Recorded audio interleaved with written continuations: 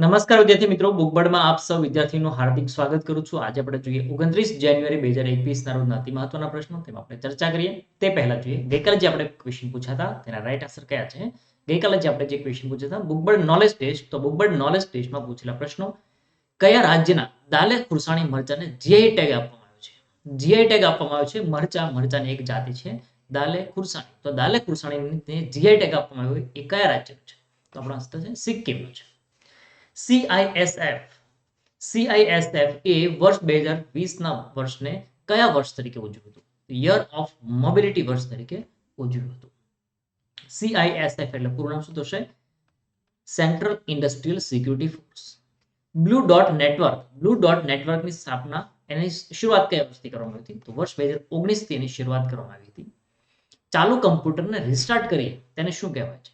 જે કમ્પ્યુટર ચાલુ હોય છે એને આપણે રિસ્ટાર્ટ કરીએ છીએ તો એને આપણે કહીએ છીએ રીબૂટિંગ કહેવામાં આવે છે.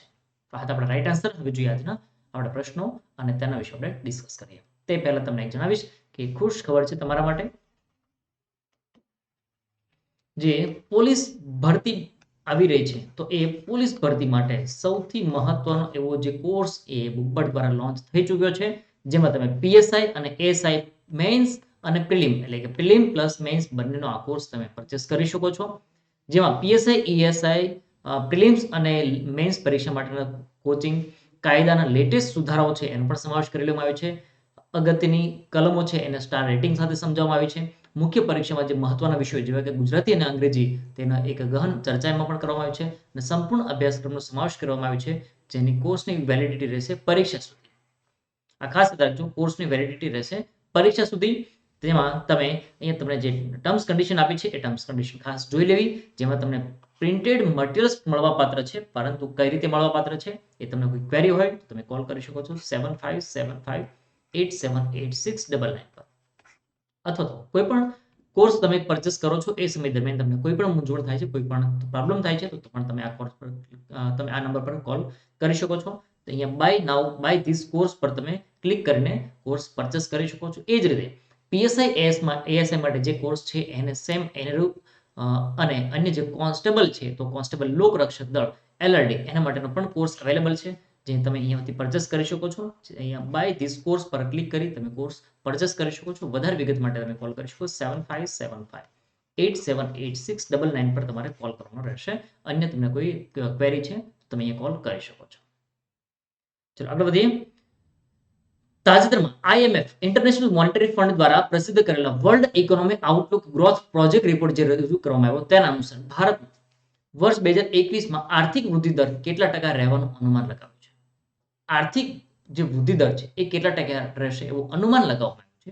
કોના દ્વારા આ રિપોર્ટ છે? તો આઈએમએફ દ્વારા આ રિપોર્ટ પ્રસિદ્ધ કરવામાં આવ્યો છે, જેનું નામ છે world economic Outlook growth project report. તો આમાં ભારતનો ગ્રોથ રેટ કેટલો દર્શાવ્યો છે? 11.5 દર્શાવવામાં આવ્યો છે. દેશમાં કોરોના વાયરસ અને લોકડાઉનની અસરને જોતા આઈએમએફ દ્વારા વર્ષ 2021 એટલે કે જે ચાલુ વર્ષ છે એમાં ભારતનો આર્થિક વૃદ્ધિ દર 11.5% રહેશે એવું અનુમાન લગાવ્યું છે. મિત્રો ખાસ રાખજો કે હાલ જે પરિસ્થિતિ છે કોરોના વાયરસની, તો કોઈ પણ દેશની સરખામણીમાં જોઈએ તો ભારત એક એવો દેશ છે, ભારત દેશ કે જે અન્ય જે દેશો છે એવા અન્ય દેશો એમની સરખામણીમાં જોઈએ તો 2 ડિજિટમાં અહીંયા જોઈ શકો 11.5 એટલે કે 2 ડિજિટમાં આ પ્રકારની ગ્રોથ મેળવનાર ભારત એકમાત્ર એવો દેશ છે કે જેમને આ પ્રકારની આર્થિક વૃદ્ધિ એમાં પ્લસ થયો છે. આઈએમએફે જાહેર કરેલા વિશ્વ આર્થિક રિપોર્ટમાં વૃદ્ધિ દરના આંકડા પ્રસિદ્ધ કરવામાં આવ્યા છે. તેમાં જોઈએ તો 2021 માં ભારતનો વૃદ્ધિ દર 11.5% રહેશે એવું અનુમાન લગાવ્યું છે. જ્યારે 2021 માં ચીનનો વૃદ્ધિ દર કેટલો છે?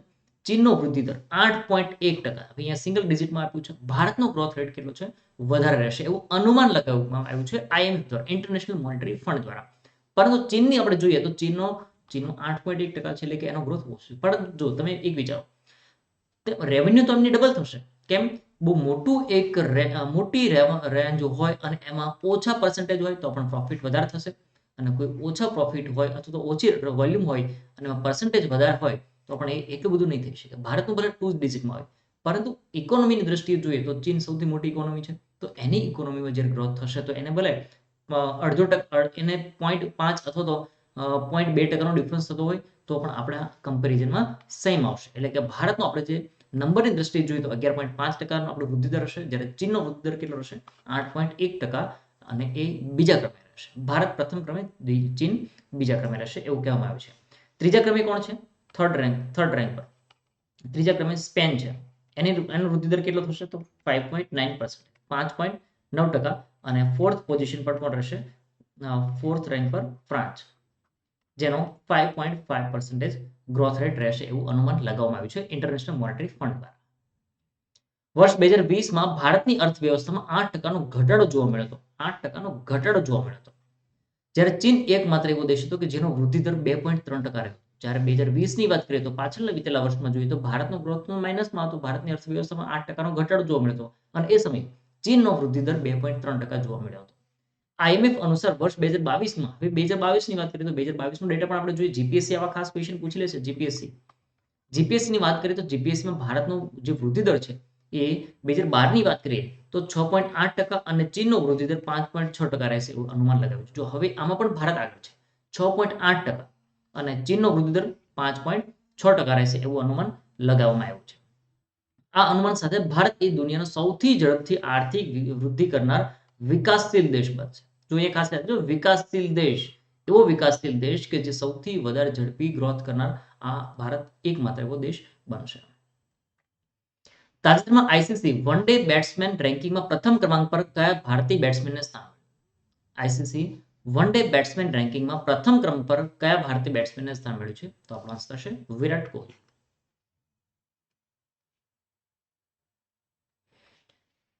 તાજેતરની આઈસીસી વન ડે બેટ્સમેન રેન્કિંગમાં ભારતનો વિરાટ કોહલી એ પ્રથમ ક્રમે જાળવી રાખ્યો છે, અને બીજા ક્રમે રોહિત શર્મા એમણે બીજો ક્રમ જાળવી રાખ્યો છે. વિરાટ કોહલી 870 પોઈન્ટ સાથે પ્રથમ ક્રમ પર છે, જ્યારે રોહિત શર્મા એ 842 પોઈન્ટ સાથે બીજા ક્રમ પર છે. ત્રીજા ક્રમ પર કોણ છે? થર્ડ પોઝિશન પર પાકિસ્તાનનો કોણ છે? કેપ્ટન બાબર આઝમ, એમને 837 પોઈન્ટ સાથે થર્ડ રેન્ક પર છે. ન્યુઝીલેન્ડના રોસ ટેલર 818 પોઈન્ટ અને ઓસ્ટ્રેલિયાના કેપ્ટન એરોન ફિન્ચ એ 971 પોઈન્ટ સાથે બેટ્સમેનોના રેન્કિંગમાં ટોપ 5 માં રહ્યા છે. યાદ રાખજો, બેટ્સમેનના રેન્કિંગમાં ટોપ 5 પર રહ્યા છે આ બંને. જ્યારે અન્ય વાત કરીએ તો બોલર્સ રેન્કિંગમાં જોઈએ તો ન્યુઝીલેન્ડનો ઝડપી બોલર ટ્રેન્ટ બોલ્ટ એ 722 પોઈન્ટ સાથે પ્રથમ ક્રમે છે, જ્યારે અફઘાનિસ્તાનના સ્પિનર મુજર રહેમાન એ 701 પોઈન્ટ સાથે બીજા ક્રમે છે, અને આપણો ભારતનો જસપ્રીત બુમરાહ એ 700 પોઈન્ટ સાથે ત્રીજા ક્રમે છે. એટલે કે જો કે આપણે પહેલા પણ ત્રીજો ક્રમ હતો, એ ત્રીજો ક્રમ એમણે જાળવી રાખ્યો છે. સુભાષચંદ્ર બોઝ આપદા પ્રબંધન પુરસ્કાર 2021 કોણે જીત્યો? હવે જે સુભાષચંદ્ર બોઝ આપદા પ્રબંધન પુરસ્કાર, national disaster management act disaster પુરસ્કાર જે આપવામાં આવે છે, તો આ પુરસ્કાર 2021નો છે, એ 2021નો પુરસ્કાર કોણે જીત્યો છે? તો આપણો આન્સર છે રાજેન્દ્ર કુમાર ભંડારી, એમણે આ પુરસ્કાર જીત્યો છે. જો અહીંયા જે પુરસ્કાર છે એ વ્યક્તિગત અને સંસ્થા બંને રીતે આપવામાં આવે છે. સંસ્થાને કેટલું ઇનામ આપવામાં આવે છે? 51 લાખ આપવામાં આવે છે, અને વ્યક્તિગત રીતે 5 લાખનું ઇનામ પુરસ્કાર આપવામાં આવે છે. સુભાષચંદ્ર બોઝ આપદા પ્રબંધન પુરસ્કાર 2021 વ્યક્તિગત વર્ગમાં રાજેન્દ્ર કુમાર ભંડારી અને સંસ્થાકીય કેટેગરીમાં sustainable environment and ecology development society એમને આ એવોર્ડથી નવાજવામાં આવ્યા છે. બંને યાદ રાખજો, કોઈ સંસ્થાને આપવામાં આવ્યો હોય તો સંસ્થા કઈ છે? તો સંસ્થાનું નામ પણ આપણે યાદ રાખવું જોઈએ. Sustainable environment and ecology development society એક સંસ્થાને આપવામાં આવ્યું છે. જ્યારે વ્યક્તિગત રીતે વાત કરીએ તો વ્યક્તિગત કેટેગરીમાં કોને આપવામાં આવ્યું છે? રાજેન્દ્ર કુમાર ભંડારીને આપવામાં આવ્યું છે. ભારત સરકાર દ્વારા દર વર્ષે 23 જાન્યુઆરી નેતાજી સુભાષચંદ્ર બોઝની જન્મજયંતિ છે, તો આ જન્મજયંતિ નિમિત્તે આપદા વ્યવસ્થાપન ક્ષેત્રમાં ભારતના એવા વ્યક્તિઓ હોય કે જે સંગઠન હોય તો એમને આ રીતે એને ઓળખી કાઢવા માટે, એને પ્રોત્સાહન આપવા માટે થઈને આ એવોર્ડ આપવામાં આવે છે, કે જેમણે જે સારામાં સારું એવું અમૂલ્ય યોગદાન આપ્યું હોય, એવા નિસ્વાર્થ ભાવે સેવા આપી હોય એવા વ્યક્તિઓને આ એવોર્ડથી નવાજવામાં આવે છે. જો અહીંયા એ ખાસ યાદ રાખજો કે આ એવોર્ડ છે એ એવોર્ડ જે સંસ્થાને આપવામાં આવે છે, સંસ્થાને કેટલું એવોર્ડ આપવામાં આવે છે, ઇનામ કેટલું આપવામાં આવે છે? સંસ્થાને આપવામાં આવે છે 51 લાખનો પુરસ્કાર આપવામાં આવે છે, અને વ્યક્તિગત કેટેગરીમાં હોય તો વ્યક્તિગત કેટેગરીમાં કેટલું આપવામાં આવે છે? 5 લાખનો પુરસ્કાર આપવામાં આવે છે. અને 23 જાન્યુઆરી હાલ આપણે જે નેતાજી સુભાષચંદ્ર બોઝની 125મી જન્મ જયંતિ વર્ષ ઉજવી રહ્યા છે, જેને આપણે કયા નામથી ઓળખીએ છીએ? પરાક્રમ દિવસ તરીકે અથવા પરાક્રમ વર્ષ તરીકે આપણે ઉજવવા જઈ રહ્યા છીએ. તાજેતરમાં કયા દેશના વડાપ્રધાન ગિસેપ કોન્ટે રાજીનામું આપ્યું. ગિસેપ કોન્ટે રાજીનામું આપ્યું છે. આ ગિસેપ કોન્ટે એ કયા દેશના વડાપ્રધાન હતા? તો આપણો થાય ઇટલી. ઇટલીના વડાપ્રધાન હતા અને કોરોના સામે એમણે હાર માની લીધી અને હારને લીધે એમને રાજીનામું આપવું પડ્યું. જો કે એમનો જે સાથી પક્ષો છે એમને ટેકો નથી આપ્યો, એના લીધે એમને આ રાજીનામું આપવાની ફરજ પડી છે. ઇટલીમાં કોરોના વાયરસ રોગચાળાની પરિસ્થિતિને કારણે અને સહયોગી જે પક્ષો હતા એમણે ટેકો ન આપ્યો અને ટેકો પાછો ખેંચી લીધો અને તેના માટે થઈને વડાપ્રધાન ગિસેપ કોન્ટે રાજીનામું આપવાની ફરજ પડી છે. ગિસેપ કોન્ટે કેબિનેટની બેઠક બાદ દેશના રાષ્ટ્રપતિ સર્જિયો મેટ્રેલા એમને એમનું રાજીનામું આપ્યું હતું. ગિસેપ કોન્ટે વર્ષ 2018 થી લઈ અને એમને વડાપ્રધાન તરીકેની સેવા આપી રહ્યા હતા અને હાલ હવે એમને રાજીનામું આપી દીધું છે. હવે આપણે વાત કરીએ ટોપિક વિશે વાત કરીએ તો ગુજરાત વિધાનસભાનું બજેટ 1 માર્ચથી શરૂ થશે. ક્યારથી શરૂ થશે? બજેટ સત્ર ક્યારથી શરૂ થશે? 1 માર્ચ, 1 માર્ચથી શરૂ થશે. તો એ પણ યાદ રાખજો કે જે સંસદ માટેની જે સબસિડી આપવામાં આવતી હતી, સંસદની સબસિડી ભોજન માટે, એ હવે સબસિડી રદ કરી દેવામાં આવી છે. એટલે કે રદ સબસિડી મળવા પાત્ર નથી. જે 4 થી 5 રૂપિયામાં જે એક ડીશ મળતી હતી જમવા માટે સાંસદોને, આટલો મોટો સારો પગાર લેતા હોય, આટલી બધી ફેસિલિટી મેળવતા હોય, તો પણ એમને કન્સેશન મળતું હતું. કેટલા રૂપિયામાં ભરપેટ આનંદ માણી શકતા, ભરપેટ ભોજન કરી શકતા હતા? 3 થી 4 રૂપિયામાં. હવે આ 3 થી 4 રૂપિયામાં હવે એમાં કોઈ સબસિડી નહીં મળે. હવે જેટલા પણ ખર્ચો થાય એટલો ખર્ચો પોતે ભોગવવો પડશે. પણ હા, હજુ પણ એક રોટીના આપણે કદાચ અહીંયા 10 રૂપિયા ચૂકવીએ છીએ. ઓછામાં ઓછા કહું છું 10 રૂપિયા ઓછામાં ઓછા એક રોટીના ચૂકવીએ છીએ. બટરની આપણે લઈશું તો પછી 15 રૂપિયા લાગશે. બટ હજુ પણ એમને સાંસદોને 3 રૂપિયા મળે છે. કેમ આવું ભેદભાવ? શું કામ આવું? કેમ આવું થાય છે કે જેની પાસે અઢળક રૂપિયા છે, જેની પાસે કોઈ ફેસિલિટીની કમી નથી, એવા વ્યક્તિને કન્સેશન આપો છો? 4 થી 5 રૂપિયામાં ભરપેટ ભોજન મળે છે, જ્યારે 4 થી 5 રૂપિયાનો એક વડાપાવ પણ નથી આવતો, એક બાઇટ પણ નથી આવતું એવા વ્યક્તિઓ પાસે. અને એ વ્યક્તિઓને મોંઘે એમને ટેક્સ ભરવો પડે છે. અહીંયા તો ટેક્સ ફ્રી સેલરી મળે છે. ચલો, વોટેવર જે પણ હોય તે, જ્યાં સુધી જાગૃત નાગરિક જ્યાં સુધી એમાં ઇન્ટરફિયર નહીં કરે ત્યાં સુધી કોઈ એમાં આગળ કોઈ ચેન્જીસ થશે નહીં. કારણ કે ચાણક્ય પણ કહ્યું હતું, જ્યાં સુધી ભણેલ વ્યક્તિ અને સારા વ્યક્તિ જ્યાં સુધી શાસનમાં નહીં આવે તો પછી ગધેડા રાજ કરશે. નાયબ મુખ્યમંત્રી નીતિન પટેલે 9મી વખત બજેટ રજૂ કરશે. નીતિનભાઈ પટેલ એ 9મી વખત બજેટ રજૂ કરશે. 2021-22નું જે બજેટ રજૂ કરવામાં આવશે ગુજરાત રાજ્યનું, એ સતત 9મી વખત એ બજેટ રજૂ કરવા જઈ રહ્યા છે. બજેટ સત્ર ઓછામાં ઓછા 24 દિવસ સુધી ચાલશે અને બજેટ સત્રના પ્રથમ દિવસે રાજ્યપાલ એ સભાગૃહને સંબોધન કરશે. ગુજરાતના 2 એવા પૂર્વ મુખ્યમંત્રી કે જેમનું નિધન થયું હતું, એમને પણ આ પ્રસંગે શ્રદ્ધાંજલિ આપવામાં આવશે, જેવા કે માધવસિંહ સોલંકી અને કેશુભાઈ પટેલ. એમને પણ આ બજેટ સત્રની શરૂઆતમાં એમને શ્રદ્ધાંજલિ આપવામાં આવશે. બજેટ સત્રના પહેલા દિવસે રાજ્યપાલ દ્વારા અભિભાષણ આપવામાં આવતું હોય છે અને રાજ્યપાલના સંબોધન પર એના પર પ્રસ્તાવ પણ ચાલે છે. એને સંબોધન પ્રસ્તાવ કહેવાય છે અને એ કેટલો ચાલશે? 3 દિવસ સુધી ચાલશે. 2 અથવા તો 3 માર્ચથી 3 માર્ચના રોજ અંદાજપત્ર રજૂ કરવામાં આવશે અને અંદાજપત્ર પરની જે સામાન્ય ચર્ચા છે એના માટે 5 દિવસનો સમય ફાળવવામાં આવ્યો છે. ગુજરાતમાં પણ અન્ય રાજ્યોની માફક લવ જેહાદ જેવા જે સુધારાઓ છે, આવા લવ જેવા સુધારા એવા પણ અહીંયા રજૂ કરવામાં આવશે અને કેગનો અહેવાલ એ પણ બજેટ સત્રમાં રજૂ કરવામાં આવશે. દુરિયા તપિયા દેશવ્યાપી ટ્રક રાઇડ પર છે. હાલના જે આપણા સુરતના એક વ્યક્તિ, 42 વર્ષની વ્યક્તિના એવા દુરિયા તપિયા કે જેઓ 26મી જાન્યુઆરી 2021થી દેશવ્યાપી એક ટ્રક રાઇડ પર નીકળ્યા છે અને તેઓ આખા ભારતમાં ભ્રમણ કરશે. એટલે કે જેમાં ઓછામાં 13 રાજ્યોથી પણ વધારે વિસ્તારમાં ફરશે. જેમાં સ્વચ્છ ભારત અભિયાન, સશક્ત નારી, સશક્ત ભારત અને આત્મનિર્ભર ભારત, આની સાથે જોડી દેવામાં આવ્યું છે એક કોવિડ-19. આ કોવિડ-19 સુરક્ષા માટે થઈને કેવા પગલાં લેવા જોઈએ, કઈ રીતે મહિલાઓને કઈ રીતે એને ઉજાગર કરવી જોઈએ, સશક્તિકરણ કઈ રીતે થઈ શકાય વગેરે બાબતોની માહિતી એ 13 જેટલા રાજ્યોમાં પહોંચાડશે.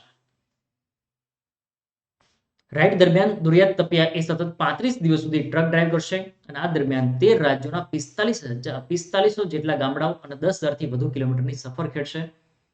13 રાજ્યોની સફર દરમિયાન દુરિયા તપિયા કે જે તે રાજ્યોના ડેલિગેટ્સ હોય, મંત્રીઓ હોય, એને પણ મળશે અને આ જે સમય દરમિયાન જે પણ ગામડામાં જશે ત્યાં અલગ અલગ વ્યક્તિઓને હેન્ડ સેનિટાઈઝર છે, માસ્ક છે, સેનિટરી પેડ છે, આવી બધી વસ્તુઓનું ત્યાં પણ વિતરણ કરશે અને લોકોમાં જાગૃતિ લાવશે.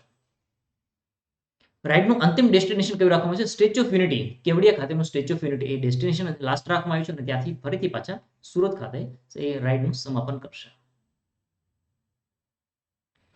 ગુજરાતના એસટી ડેપોને કાર્યક્ષમ સંચાલન બદલ કેન્દ્ર સરકારનું સન્માન આપવામાં આવ્યું છે. જો હવે અહીંયા કેન્દ્ર સરકારે આ એક સન્માન આપ્યું છે આપણા ગુજરાત એસટીને. ભારત સરકારના transport ministry of roadway of safety award 2019-20 અને 2021નું સન્માન આપણા ગુજરાતના એસટીને આપ્યું છે અને આ સતત 3જા વર્ષે આ એવોર્ડ મળ્યો છે. આ એવોર્ડ દિલ્હીમાં યોજાયેલા એક સન્માન એમાં કેન્દ્રીય રક્ષા મંત્રી રાજનાથસિંહ અને માર્ગ પરિવહન મંત્રી નીતિન ગડકરી એમની ઉપસ્થિતિમાં રાજ્ય માર્ગ વાહન વ્યવહાર નિગમ છે એમને આ એવોર્ડ આપવામાં આવ્યો છે. 7500 થી વધુ એટલે કે 7500 કરતા પણ વધુ આ પ્રકારના શેડ્યુલ કે જે ગ્રામીણ વિસ્તારોમાં આયોજન કરવામાં આવ્યા હતા, એટલે કે જે એની ટ્રીપ લગાવવામાં આવે છે અને તેમાં જે અકસ્માતનું પ્રમાણ છે એ 0.06 છે. કેટલું છે? 0.0 છે. 1 લાખ કિલોમીટર 1 લાખ કિલોમીટર ચાલે ત્યારે અકસ્માતનો રેશિયો કેટલો બને છે? 0.06. અને તેના માટે થઈને કેન્દ્ર સરકારે એવોર્ડ આપ્યો છે. અને આ એવોર્ડ કેટલામી વખત મેળવી રહ્યું છે? આપણે ત્રીજી વખત મેળવી રહ્યા છે. જો કે આપણા ગુજરાત એસટીને આપણા ગુજરાત સારામાં સારું જે કામ કર્યું છે COVID-19 ની પરિસ્થિતિમાં પણ સારામાં સારી એવી કામગીરી એમણે કરી છે અને તે બદલ આપણે જે પ્રતિષ્ઠિત સ્કોચ એવોર્ડ એમને સિલ્વર સ્કોચ એવોર્ડ પણ મળી ચૂક્યો છે. સિલ્વર સ્કોચ એવોર્ડ પણ આપણા ગુજરાત એસટીને આપવામાં આવ્યો હતો. ભારત સરકારના પેટ્રોલિયમ અને ગેસ મંત્રાલયના ઉપક્રમે પેટ્રોલિયમ કન્ઝર્વેશન રિસર્ચ એસોસિએશન દ્વારા ગુજરાતના 6 જે એસટી ડેપો છે એને કિલોમીટર પ્રતિ લીટર ઇમ્પ્રુવમેન્ટ બદલ પણ આ પુરસ્કાર આપવામાં આવ્યો છે અને જે મુસાફરો છે એને સારામાં સારી સુવિધા મળી રહે તે બદલ એવોર્ડ આપવામાં આવે છે. તમે ઘણી વખત જોયું છે બસમાં તમે ડ્રાઈવરની જે કેબિન હશે ત્યાં લખ્યું છે KMPL લાવો. KMPL લાવો એટલે કે શું? કિલોમીટર પ્રતિ લીટર. તો આ KMPL કિલોમીટર પ્રતિ લીટરની જે એવરેજ છે એ એવરેજ લાવવા માટેના પણ અલગ અલગ પ્રકારના પ્રયાસો થાય છે, તો એ બદલ પણ એવોર્ડ આપ્યો છે. Indian oil corporation limited Gujarat state જે ગાંધીનગર ઓફિસ છે એના દ્વારા આયોજિત એક સમારોહ એમના જુનાગઢ ડિવિઝનના ધોરાજી, અમદાવાદ ડિવિઝનના અમદાવાદ અને ધોળકા ડેપો, અમરેલી ડિવિઝનના રાજુલા ડેપો, ગોધરા જિલ્લાના દાહોદ ડેપો અને વલસાડ જિલ્લાના ધરમપુર ડેપો એમને આ પારિતોષિકથી સન્માનિત કરવામાં છે. આ 6 કયા કયા ડેપો છે? તો 6 ડેપો અહીંયા દર્શાવ્યા છે. બુકબર્ડ નોલેજ ટેસ્ટમાં જે આપણે જબરદસ્ત તમે મેસેજ કરી રહ્યા છો વોટ્સએપ પર અને યુટ્યુબ પર, તો એ સિલસિલો હજુ જારી છે. આપણે 31 જાન્યુઆરી મળવાના છીએ. 31 જાન્યુઆરી એ સાંજે 9 કલાકે આપણે મળવાના છીએ. વિજય રાજગોર સાહેબ કે જેઓ હાલ ગુજરાત પોલીસમાં એઝ કોન્સ્ટેબલ તરીકે ડી સ્ટાફમાં ફરજ બજાવી રહ્યા છે અને તેમની પાસેથી આપણે ઘણું બધું સમજીશું, શીખીશું. અને જે આણંદના વિદ્યાર્થીઓ છે એ આણંદના વિદ્યાર્થીઓ એમના માટે આપણે આયોજન કર્યું છે 31 જાન્યુઆરી 2021ના રોજ સવારે 9:30 વાગે આપણે એક કારકિર્દી માર્ગદર્શન સેમિનારનું આયોજન કર્યું છે. એના માટે તમારે રજિસ્ટ્રેશન કમ્પલસરી છે. રજિસ્ટ્રેશન માટે તમારે કોલ કરવાનો છે 7575878665. તમારે આ નંબર પર કોલ કરી, મેસેજ કરી અથવા વોટ્સઅપ કરી અને તમારું રજિસ્ટ્રેશન કમ્પલસરી રજિસ્ટ્રેશન છે. અને રજિસ્ટ્રેશન જે કરીને જે સેમિનારમાં આવશે એને આપણે બિલકુલ ફ્રીમાં આપવાના છીએ, કે જે યર બુક 2020 બુકબર્ડ દ્વારા બનાવવામાં આવેલી બુકબર્ડ 2020 બિલકુલ ફ્રીમાં આપવામાં આવશે. આ રહ્યા તમારા માટેના પ્રશ્નો બુકબર્ડ નોલેજ ટેસ્ટના. DOS માં ફાઇલ એટલે કે કમ્પ્યુટરના આપણા ક્વેશ્ચન આજે પૂછવાના છે. ડિસ્ક ઓપરેટિંગ સિસ્ટમમાં ફાઇલનું નામ વધારેમાં વધારે કેટલા અક્ષરનું હોય છે? MS વર્ડમાં ફાઇલને વધુમાં વધુ કેટલા ટકા સુધી ઝૂમ કરીને જોઈ શકાય છે? સામાન્ય રીતે આપણે જ્યારે હેલ્પ માટે કોઈ ફંક્શન કીનો ઉપયોગ કરતા હોય તો કમ્પ્યુટરમાં જ્યારે પણ આપણે કોઈ પ્રોગ્રામ યુઝ કરતા હોય ત્યારે હેલ્પની જરૂર પડે તો કયા ફંક્શન કીનો ઉપયોગ કરીએ છીએ? એટલે કે ફંક્શન કી હેલ્પ માટે કયા નંબરની ફંક્શન કી છે એ તમારે જણાવવાનું છે. નેટવર્કમાં ઓછામાં ઓછા કેટલા કમ્પ્યુટર હોય છે? આ તમારે આન્સર લખવાનો છે. અને ખાખીની ખુમારીના જે વિદ્યાર્થીઓ છે, ખાખીની ખુમારી એમના માટે આ રહ્યો તમારા માટેનો પ્રશ્ન. આઈપીસીની કલમ 81 વિશે તમારે જણાવવાનું છે. અને હા, જે ખાખીની ખુમારીની જે જોશ આપણામાં છે તો આ જોશને પૂરો કરવા માટે બુકબર્ડ દ્વારા જે કોર્સ મૂકવામાં આવ્યો છે એ કોર્સ તમે એપ્લિકેશન પરથી આજે જ પરચેસ કરી લો. કોઈ વધારે વિગતની તમને જરૂર પડે તો એના માટે તમે કોલ કરો 7575878699 પર તમે કોલ કરો. જેમાં આપણે જે કાયદાના કોર્સિસ છે કાયદાના કોર્સિસમાં મૂકી દીધા છે અને તેમાં કાયદો છે, આઈપીસી છે, CRPC છે અને એવિડન્સ છે, તો આ કાયદાઓ તેમાં મુકાઈ ચૂક્યા છે. અને ગઈકાલે જે આપણે ક્વેશ્ચન પૂછ્યા હતા તો એનો આ રહ્યો આપણું સોલ્યુશન. આઈપીસીની કલમ 22 વિશે જણાવો. આઈપીસીની કલમ 22 શું કહેવા માંગે છે? આઈપીસીની કલમ 22 એ ખૂબ જરૂરી છે, જબરદસ્ત જરૂરી છે. કારણ કે જ્યારે પણ કોઈ ચોરી થાય છે, કોઈ ગુનો થાય છે, ચોરી અથવા તો કોઈ ગુનો થાય છે તો પોલીસની જરૂર છે ને સુરક્ષા વ્યવસ્થા જાળવવા માટે. સુરક્ષા વ્યવસ્થા ઓલરેડી હોય તો પોલીસની કોઈ જરૂર નથી. સમજાય છે હું શું કહેવા માંગુ છું? જ્યારે કોઈ ગુનો બને છે તો એના માટે પોલીસની જરૂર છે. ગુનો અટકાવવા માટે, ગુનો બનતો રોકવા માટે અને ગુનો થઈ ગયા પછી એને ગુનેગારને પકડવા માટે, સજા આપવા માટે તો કોર્ટ છે. પરંતુ આટલી પ્રોસેસ માટે તો આપણી જરૂર છે, તમારી જરૂર છે ગુજરાતને. તો એટલા માટે ગુજરાત પોલીસને અથવા વોટેવર કોઈ પણ પોલીસ તો આ મુદ્દામાંથી જે પસાર થવું પડે છે એમાંનું આ એક કલમ છે. કલમ 22 જેની વ્યાખ્યા આપવામાં આવી છે મિલકત વિશે, જંગમ મિલકત વિશે. તો એ તો આપણને ખબર હોવી જોઈએ ને કે ચોરી કરે છે તો ચોરી કેવી વસ્તુની થાય. કોઈ આવીને કહેશે, એફઆઈઆર લખાવશે, તમે એ જે પીએસઓ તરીકે કામ કરતા હશો યા તો તમે પોલીસ ઓફિસર હશો, તો તમને કહેશે કે મારી આ એક વસ્તુની ચોરી થઈ ગઈ. તો તમને ખબર હોવી જોઈએ ને કે વસ્તુની ચોરી થઈ તો કઈ વસ્તુની ચોરી થઈ શકે. ચોરી એક્ઝામ્પલ તરીકે તમને આપું, તમે ગાંધીનગર બુકબાર્ડની આપણી જે એકેડમી છે, sector 16 G5 UCO bank first floor, તો ત્યાં તમે આવો છો રેગ્યુલર. લાઇબ્રેરી પણ આપણે હાલ ચાલુ છે. જે વિદ્યાર્થીઓ લાઇબ્રેરી જોઈન કરવા માંગે છે, લાઇબ્રેરી પણ હાલ આપણી ચાલુ છે. તો તમે કહેશો કે ચલો હવે હું કાલે રીડિંગ કરીશ, અને તમે કાલે આવીને કહેશો કે અહીંયા મારી એક બુક મૂકેલી હતી, ચોરાઈ ગઈ. તો માનવામાં આવશે કે યસ, કોઈ ચોરાઈ જાય, તમારી કોઈ બુક મૂકી હોય ને કદાચ ચોરાઈ જાય. પણ તમે કાલ આવીને એમ કહેશો કે અહીંયા એક બિલ્ડિંગ હતું બુકબર્ડની, મારી લાઇબ્રેરી હતી, લાઇબ્રેરી આખું બિલ્ડિંગ ચોરાઈ ગયું. તો પોસિબલ છે બિલ્ડિંગ ચોરાઈ જાય? બિલ્ડિંગ ના ચોરાઈ જાય. બિલ્ડિંગ યા તો પડી જાય, કોઈ એને નામ એકબીજાના નામથી ટ્રાન્સફર થઈ જાય. કોઈ વ્યક્તિ માલિક, આજે હું માલિક હોય તો કદાચ હું કોઈને બીજાને વેચી દઉં, યા તો બીજા કોઈની બિલ્ડિંગ છે તો આજે હું પરચેસ કર્યું તો એનો માલિકી હક ચેન્જ થઈ શકે, એ મિલકતનું હસ્તાંતરણ થઈ શકે, ટ્રાન્સફર થઈ શકે, બટ ચોરી ન થાય એવી વસ્તુ. તો કઈ વસ્તુની ચોરી થઈ શકે અને કઈ વસ્તુની ચોરી ન થઈ શકે, તો એને સમજવા માટે આપણે પહેલા એ જોવું પડે કે જંગમ મિલકત એટલે શું અને સ્થાવર મિલકત એટલે શું. સ્થાવર મિલકત એટલે શું અને જંગમ મિલકત એટલે શું, એ આપણે વ્યાખ્યા સમજીએ. જમીન અને જમીનની સાથે જોડાયેલી કોઈ પણ વસ્તુ હોય, જમીન અથવા તો જમીનની સાથે જોડાયેલી કોઈ પણ વસ્તુ હોય તો એને આપણે કેવી કહીએ? સ્થિર વસ્તુ કહીએ. અને સ્થિર વસ્તુ તો આપણે એને બીજા સાદી ભાષામાં શું કહીએ? સ્થાવર મિલકત.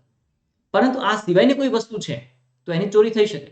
એક્ઝામ્પલ તરીકે હું લઉં તો એક બોટલ છે, તો બોટલની ચોરી થઈ શકે, કદાચ બોટલની ચોરી થઈ શકે. મારી પાસે કોઈ બીજી વસ્તુ છે, તો કોઈ બીજી વસ્તુ, કોઈ પણ વસ્તુ હોય, તો મારી પાસે એક બોલપેન છે તો બોલપેનની ચોરી થઈ શકે. કોઈ વસ્તુ છે તો એ કોઈ પણ વસ્તુની, યા તો બોલપેનની વસ્તુની ચોરી થઈ શકે. બટ હું એમ ના કહી શકું ને કે મારી એકેડમી કોઈ ચોરીને લઈ ગઈ. એ ચોરી ના લઈ જઈ શકે. આગળ સમજીએ વધારે કઈ રીતે. જમીન અને જમીન સાથે જોડાયેલી વસ્તુઓ, જમીન સાથે જોડાયેલી કોઈ પણ વસ્તુ સાથે સંકળાયેલી વસ્તુઓ સિવાયની કોઈ પણ વસ્તુ હોય તેને જંગમ મિલકત કહેવાય. સ્થાવર મિલકત એટલે શું? તો સ્થાવર મિલકત કે જે જમીન અને જમીનની સાથે કાયમી રીતે સંકળાયેલી અથવા તો જોડાયેલી હોય તો આવી વસ્તુને સ્થાવર મિલકત કહેવામાં આવે છે. કઈ રીતે આપણે યાદ રાખીશું? તો સ્થાવર એટલે સ્થિર. એક્ઝામ્પલ તરીકે, દાખલા તરીકે આપણે જોઈએ, મોર, કબૂતર, માછલી, પથ્થર, આ બધી વસ્તુ કેવી છે? જંગમ મિલકત છે. ચોરી, હવે આપણને ખબર પડી ગઈ ચોરી કઈ વસ્તુની થાય? સ્થાવર મિલકતની કે જંગમ મિલકતની? તો ચોરી હંમેશા જંગમ મિલકતની થાય.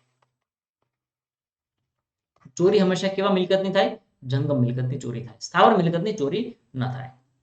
ખેતરમાં ઉભેલો પાક, વૃક્ષો, એ સ્થાવર મિલકત છે. પરંતુ જો એક બીજું કે એક્ઝામ્પલ લઈએ, આંબાનું વૃક્ષ છે એ કેવું છે? જમીન સાથે જોડાયેલું છે, એટલે એને શું કહીએ? આપણે સ્થાવર મિલકત કહીએ. પરંતુ એને કોઈ ડાળખી કાપીને લઈ જઈ શકે. આંબા પર આવેલી કેરી છે, ફળ છે, કોઈ પણ વૃક્ષ, એનું ફળ, એની ચોરી થઈ શકે, તો એને શું કહીએ? એને આપણે કહીએ જંગમ મિલકત કહીએ. નોંધ ખાસ યાદ રાખજો કે ચોરી હંમેશા જંગમ મિલકતની જ થાય છે, જ્યારે સ્થાવર મિલકત છે એનું સત્તાનું હસ્તાંતરણ થાય અથવા તો એનું ટ્રાન્સફર થાય. આજે મારી કોઈ પ્રોપર્ટી છે એ હું કદાચ બીજા કોઈને વેચી દઉં તો પ્રોપર્ટી ચેન્જ થઈ શકે. બીજાની કોઈ પ્રોપર્ટી હું પરચેસ કરી લઉં તો પરચેસ થઈ શકે. તો આમાં એની ચોરી થઈ એવું ના કહી શકાય. તો એમાં શું થાય? દગો થયો કહેવાય, ગુનાહિત વિશ્વાસઘાત થયું કહેવાય. ક્લિયર થયું? બટ એની ચોરી ના થાય. આઈ હોપ કે તમને આ ડિફરન્સ સમજાયો હશે સ્થાવર મિલકત અને જંગમ મિલકતનો. અને જ્યારે ક્વેશ્ચન કોઈ પૂછવું હોય કે ચોરી હંમેશા કેવી મિલકતની થાય, તો ચોરી હંમેશા જંગમ મિલકતની જ ચોરી થાય, સ્થાવર મિલકતની ચોરી ન થાય. તમારી પાસે પૈસા છે, કેશ છે તમારી પાસે, તો એ કેશ એની ચોરી થઈ શકે. ચોપડામાં છે તો એની ચોરી થઈ શકે, પણ ખોપડામાં છે ને તો એની ચોરી નહીં થઈ શકે. चौपड़ में है तो गया सब, खोपड़ में है तो कहीं नहीं जाएगा. મતલબ તમારી પાસે જે પણ પ્રોપર્ટી છે એ પ્રોપર્ટી કદાચ ચોરાઈ પણ જાય, પણ તમારા ખોપડામાં, તમારા દિમાગમાં જે વસ્તુ છે ને, નોલેજ, તમારી સ્કિલ છે, એ સ્કિલ ક્યારેય ન ચોરાય. સ્કિલ ક્યારેય ચોરાઈ ન જાય. તો આ તમને કહેવા માટેનો એક બીજો એક ભાવાર્થ એ પણ છે કે તમારી પાસે જેટલું નોલેજ હશે એટલો તમને વધારે ફાયદો થશે. એ વસ્તુ ક્યારેય ચોરી થશે નહીં. આઈ હોપ કે તમને આ એકદમ ક્લિયર સમજાયું હશે. અને આ હતા આપણા આજ રોજના અતિ મહત્વના પ્રશ્નો, તેના વિશે આપણે ચર્ચા કરી. મળી નેક્સ્ટ વિડીયોમાં. Thank you for watching Googles current affair. Thank you so much.